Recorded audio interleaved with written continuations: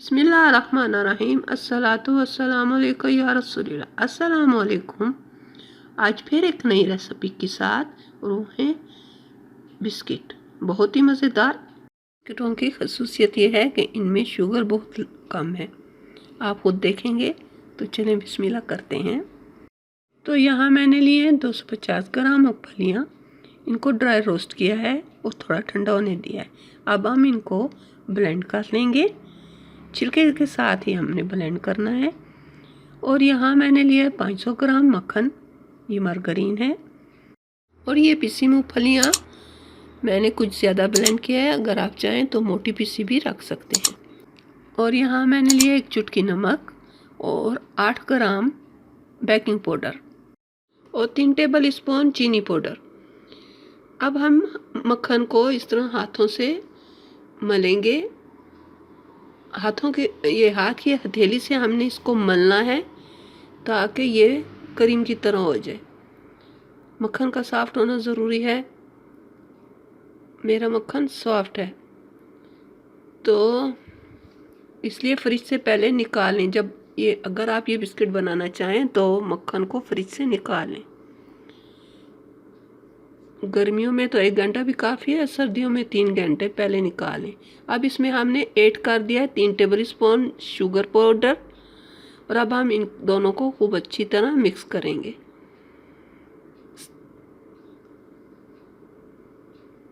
चीनी और मक्खन को क्रीम की तरह बनाना है, खूब अच्छी तरह मसलना है और इसको हमने क्रीम की तरह बनाना होगा। अब हम इसमें ऐड करेंगे चुटकी नमक और ये मैंने 3 टेबल स्पून आटा भी ऐड कर दिया है, मगर पहले मूंगफलियाँ ऐड करनी है, यहाँ मैंने मिस्टेक की है।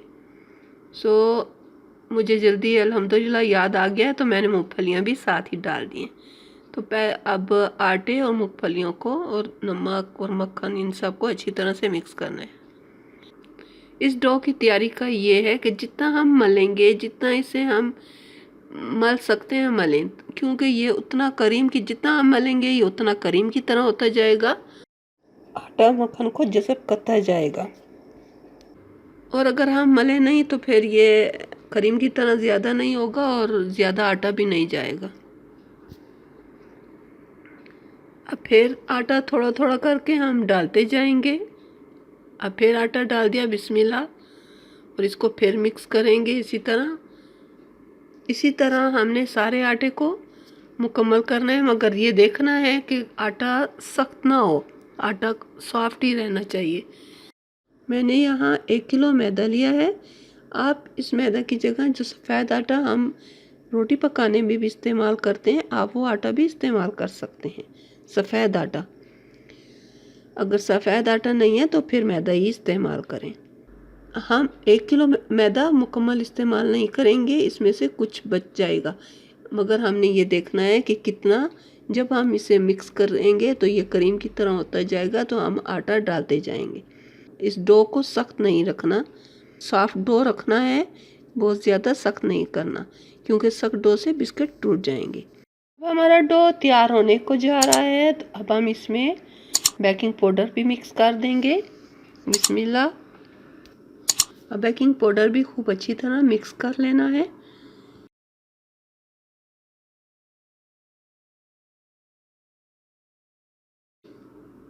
और फिर ये देखें, अब हमारा डो तैयार है। देखें यकजा हो गया सब कुछ। और डो को देखने के लिए ये कैसे हमें पता चलेगा कि डो तैयार है, तो हम इस तरह हाथों से थोड़ा सा दबा कर देख लेंगे। ये जब टूटे नहीं और इस तरह से मिक्स हो जाए, एक गेंद सा बन जाए, या ये इस तरह से एक गेंद सा बन जाए, तो इसका मतलब है ये डो अब तैयार है। अब हम आखिर में डालेंगे, अब हम आखिर में 1 टेबल स्पून सौंफ का ऐड कर देंगे। और फिर हम इसका नेक्स्ट स्टेप देखते हैं। सब कुछ मिक्स हो गया है और मुकम्मल डो तैयार है। इसमें मैदा सिर्फ इसमें मैदा मुकम्मल 1 किलो नहीं जज़ब हुआ, कुछ बच गया है। जैसे मैंने आपको पहले बताया कि कुछ बच जाता है, तो ये तकरीबन 80 ग्राम तक बच गया है। और अब हम इसको अब आप अगला स्टेप देखें कि क्या करते हैं। अब हम कुछ डो लेकर इस तरह से हमने हाथों की मदद से रोल बना लेना है। हाथों से दबाकर इस तरह से, ये आपको इस तरह से एम्प्टी, जब रोल बनाएंगे तो इस तरह से एक तरफ से एम्प्टी ज़रूर हो जाएगा, तो कोई बात नहीं है, दबाकर फिर उसको रोल को लंबाई की शक्ल देते जाएं। जब इस तरह से लंबाई की शक्ल दे दी तो अब ऊपर से दबा देंगे, इस तरह उंगलियों से थोड़ा दबाकर 2 से 3 मिलीमीटर तक। और ये मक्खन का ही पेपर है, मैंने इसको डबल करके एक साइज़ बना लिया है और ये ऊपर रख कर मैं फालतू का डो काट दूंगी, ताकि एक ही साइज़ के बिस्किट बने, एक ही साइज़ के, एक ही शक्ल के बने। तो अब हम कांटे से इस तरह तिरछे निशान लगा देंगे, पहले एक तरफ से, अब दूसरी तरफ से, और इस तरह निशान लगाने के बाद फिर हम बिस्किट काटेंगे।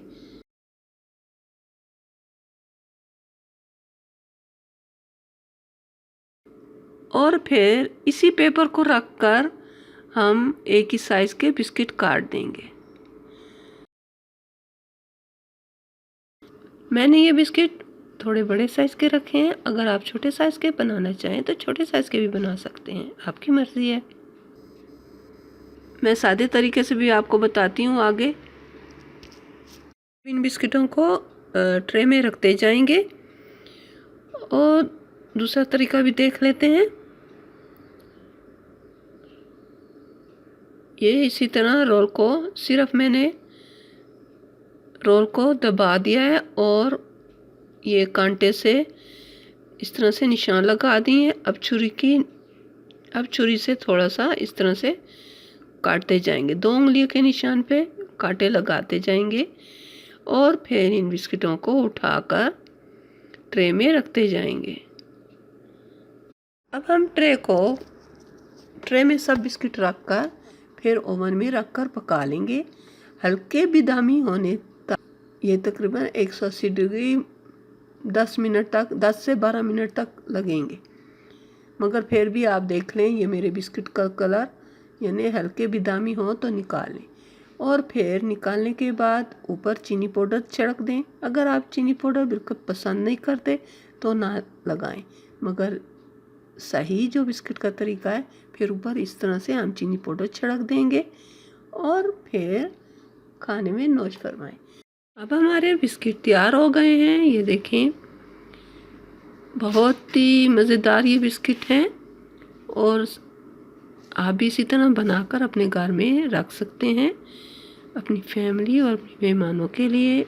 स्पेशल फंक्शंस, जब कोई फंक्शन हो तो उसके लिए भी, मेहमान बहुत ज़्यादा हों और तो पहले से बनाकर आप तैयार करके रख सकते हैं।